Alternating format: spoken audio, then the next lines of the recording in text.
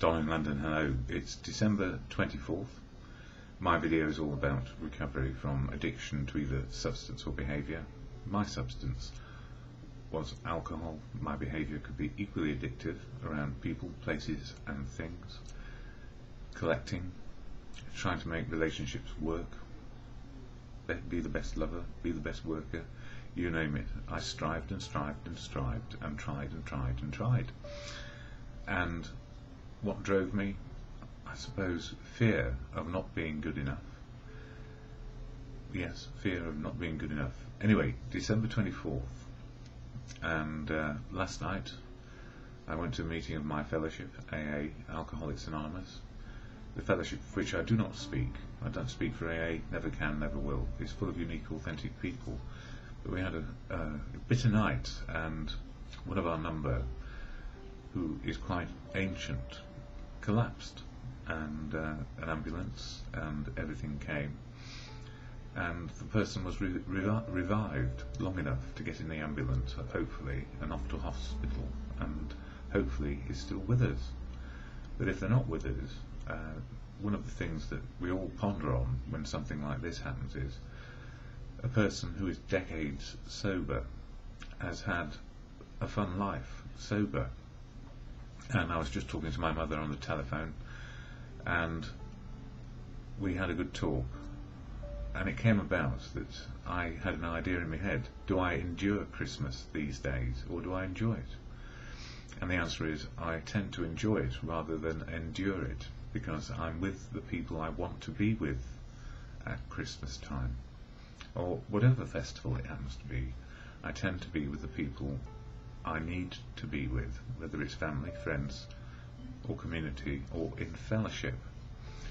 So it was good reflection for me to listen to somebody who calmed us all down last night, over 8 years sober. God knows how many years sober they really are. But they had a story to share of experience, strength and hope of living sober, and what it was like when they weren't living sober. So it's almost like we move from endurance of life into enjoyment of life. There you are.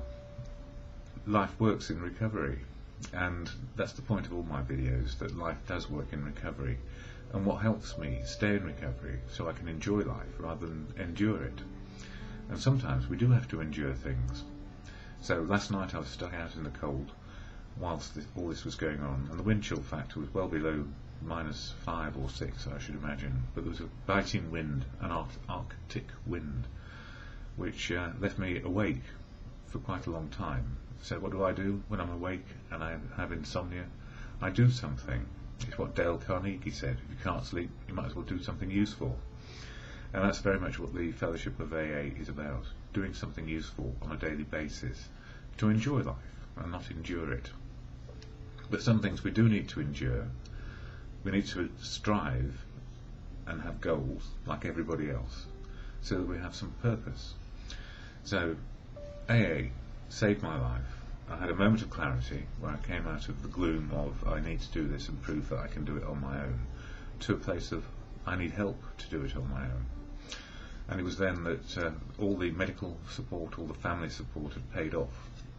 It had paid off long enough for me to find a fellowship which helped me keep sober.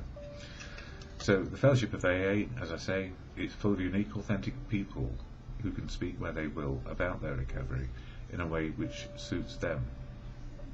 And most people share their stories of experience, strength and hope in the rooms of AA, which are covered by the cloak of anonymity, simply so that it's a bit like confidentiality with a doctor or a psychiatrist or a professional about some part of our lives that we need to improve on. So anonymity works, and it has an absolutely central purpose in the fellowship, and it's called the spiritual foundation. Anonymity to find the truth of who we are, and if we can find the truth of who we are in the moment of now, we have our true spiritual connection to living, our conscious contact with reality, where we can enjoy life in the moment. That's the only place where we can really, really enjoy it, by experiencing joy, and sometimes experiencing the endurance side of life, which is the tough times. So what is AA and how does it help me? I will share the AA preamble because it helps slow me into the moment of now, and I don't recite it because that's not my way. If I recite something, I'm forgetting the reason why I'm reading it. So here is the AA preamble. Alcoholics Anonymous is a fellowship of men and women who share their experience, strength and hope with each other that they may solve their common problem and help others to recover from alcoholism. The only requirement for membership is a desire to stop drinking. There are no dues or fees for AA membership. We are self-supporting through our own contributions. AA is not allied with any sect, denomination, politics, organisation or institution. I'll read that again. AA is not allied with any sect, denomination, politics, organisation or institution, but every single person in the fellowship has all those affiliations. We just tend to leave them at the door, or when we speak about them, we're not trying to impose our views on other people, because that would go against the principles of freedom of choice and freedom of action in recovery. And goes on to say, does not wish to engage in any controversy, neither endorses nor opposes any causes. Our primary purpose is to stay sober and help other alcoholics to achieve sobriety. And that's part of the reason why I do these videos. They help me with my daily understanding of life. And I can share from the Daily Reflections book, and today from this one called Drop the Rock, which is about steps 6 and 7 in our program of 12 steps for the individual, me, to be more open, honest and willing to live life, with 12 principles which I can put into practice on a daily basis, the 12 steps of AA. And today, in Daily Reflections, which is December 24th, it's all about the 12th step and 12th tradition, which is about sharing a message of hope and anonymity being the spiritual foundation of our program. And it says here, a sane and happy usefulness. We have come to believe he would like us to keep our heads in the clouds with him, but that our feet ought to be firmly planted on the earth, our head in the clouds, our feet on the ground. That is where our fellow travellers are, and that is where our work must be done. These are the realities for us. We have found nothing incompatible between a powerful spiritual experience and a life of sane and happy usefulness. And for me, powerful spiritual experience is always in the moment of now. It's the only place where the power is. The spiritual experience does not exist in the past nor in the future. It is now. And each and every person's spiritual experience is unique to them, where they are, where we are on our life path, and what we know so far. It goes on to say, all prayer and meditation in the world will not help me unless they are accompanied by action. Practicing the principles in all my affairs shows me that the care that God takes in all parts of my life. God appears in my world when I move aside and allow him to step into it. And what I learned over the years is I can't define God. It's not my job, because if I could define God, I'd probably be God, and I'm not. God is truth, love and wisdom. And where does the wisdom come from in my life? Well, it comes from other fellows in the program, and then everybody in society as I meet them or listen to them. So part of the program for me is about the humility to keep on learning on a daily basis. So the daily reflections often help me, and I had years of irritation about the word God, because I thought I had to join in with other people's belief of what God is, and now I don't. Now I can have an understanding of God and how it works in my life. So God is truth, not my opinion or belief. It's the absolute truth of what is going on in the world. God is love. It's what they call I would call the supraordinate emotion from which all others come, or the kingpin, if you like. And then wisdom comes from other people, and the gift of getting wisdom from other people is, now I've got the humility to listen again, there's lots of wisdom about, and it's there every day. So the daily reflection for me helps me keep my feet on the ground, and my head's in the clouds some of the time, but most often my head is in the moment of now. What a difference from fretting about the past and wondering about the future. I can only do what I can do today. So at the end of that daily reflection, I share the Serenity Prayer, and then I move on to Drop the Rock, because it's got something in it for me today. The Serenity Prayer to God or good conscience, as you come to believe. Be you atheist, agnostic or believer, or whether in my life I've been an atheist, an agnostic and believer based on my life experiences. The reflection to serenity, or God, or good conscience, goes like this. God, grant me the serenity to accept the things I cannot change, courage to change the things I can, and the wisdom to know the difference for me is just for today. So, continuing on now for Drop the Rock. Yesterday was a very full day, and of course with insomnia on top, I feel very groggy, but I'm glad I've talked to people this morning already, and I've got one more call I must make to a friend, yes, which is important to help. And I needed to clear my mind, and part of doing the daily reflection and video does help me clear my mind. So Drop the Rock, all about step 6 and 7. When I read it recently, I read it some time ago, and I realised that a lot of the philosophy in here is something that I've been aware of for years and years and years, because it's common sense. And for step 7, humbly asked him to remove our shortcomings. My shortcomings was not enough of faith, courage and confidence. It says here, the key ingredient in living the 7th step is humility. There is not another subject in the program that causes more confusion than humility. It seems that every old-timer has his or her favourite definition, and this is it. We all come to our own conclusions about what these steps mean in our lives. We all seem to get humility and humiliation confused, and many of us have a stereotypical ideal of humility, a spiritual pauper wearing sackcloth and ashes, or some wise old man up the mountain. And the wise old man up the mountain, when asked what is the spiritual experience, will say, well, you've just had it, you've just come up the mountain. The 12th step way of life is humble, but not in any way meek. The picture many of us have of a humble person is someone afraid of his or her own shadow, whose self-image is so low that this person is afraid to stand up for him or herself. We learn that this image of humility is not what is meant in the program. We realise that people who have stayed abstinent for some time practice a degree of humility that was foreign to them prior to recovery. So we get to understand what humility may be in our lives. For those who have made progress in their program, humility is simply a clear recognition of what and who they are. And for me, when I get up in the morning, I clear my expectations down to 0 and start learning about who I am today. They have gotten down to their own right size, right sizing in the moment of now, where my feelings fit my experience. Humility is understanding they are worthwhile. It's the middle ground between extremes of grandiosity and intense shame. They have a sincere desire to be and to become the best way they can be.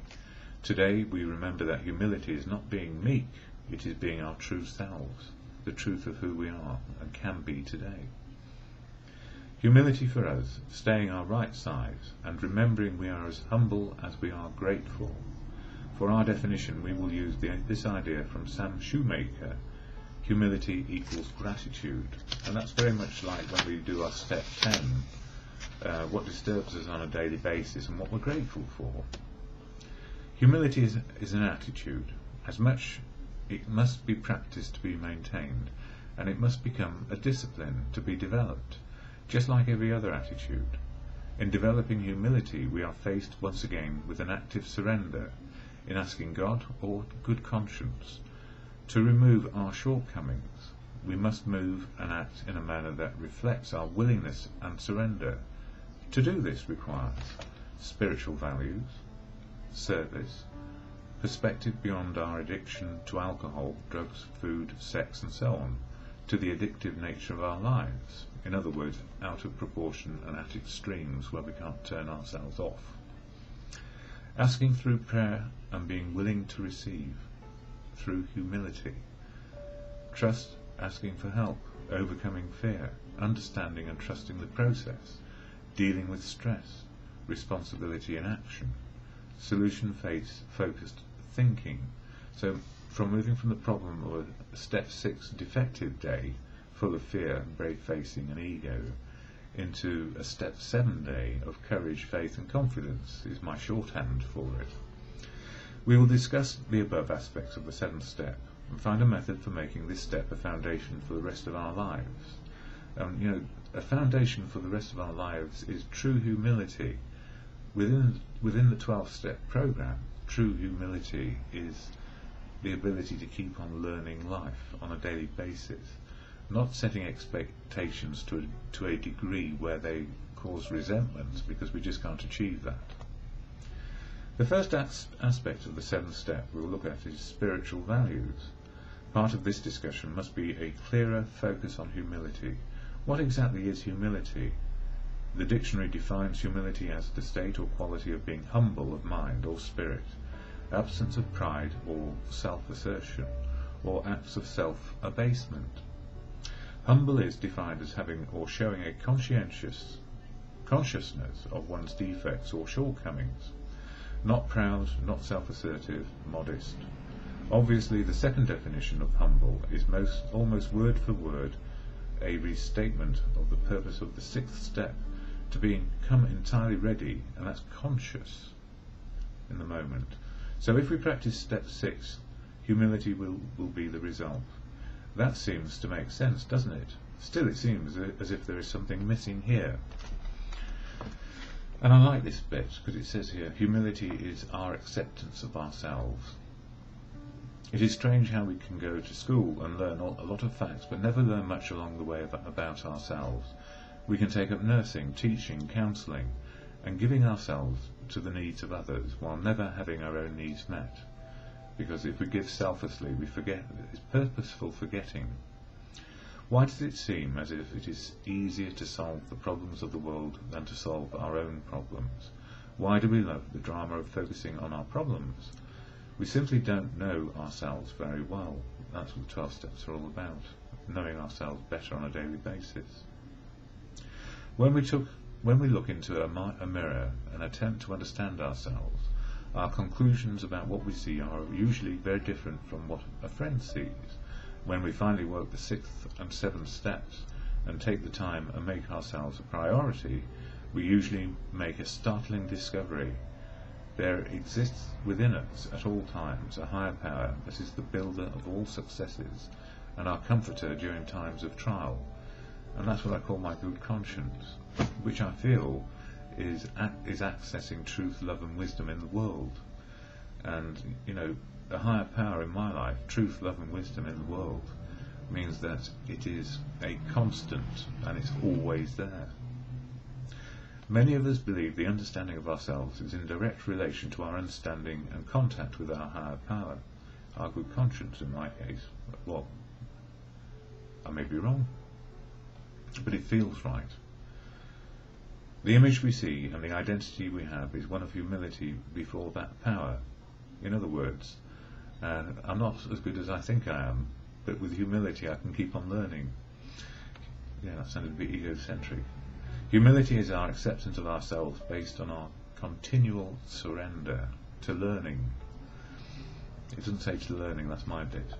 An aspect of humility that is often talked about at meetings is that of being teachable. If we are humble, we are open to new ideas and new ways of seeing things. Open-mindedness is a very important part of humility. We don't know it all. There is still more we can learn. And even more important, some we need to unlearn. That is, unlearning the excesses and the extremes of where we were addicted. Yet how many of us in the program aren't open to new ideas and thoughts? Because once we think we know we're in the right place, we stick like glue. And that means I get stuck. Especially after having been around a while. How many do we see who continue to say and do the exact same things year after year? It seems that many of us resist a clear idea of humility, so we don't have to conform to it. In other words, once we say to ourselves, I'm humble, I'm learning, actually I'm not. I'm saying I know enough. And the answer for me is that on a daily basis I never know enough. Life just keeps on unrolling, and I keep on learning little increments of something or other. And I have the gift of a family member, namely my mother, who has done this all her life. Her spiritual experience is continuous. My goodness, there's a siren going off. Someone having a bit too much jollification maybe at this time of day on a Christmas Eve. Anyway, that's time to wrap up. And a Merry Christmas to all. Those who celebrate it, those who are enduring it, those who are enjoying it. I tend to want to move from endurance into enjoyment on a daily basis, and I hope this happens over the Christmas period. I've said no to some engagements because I just need to keep safe. I have my things, my disabilities. So, to God of good conscience, as you've come to believe, for you, your understanding, unique and authentic, always learning more about it, as is life. The spiritual connection is now. To God of good conscience, grant me the serenity to accept the things I cannot change, courage to change the things I can, and the wisdom to know the difference, for me, is always just for today.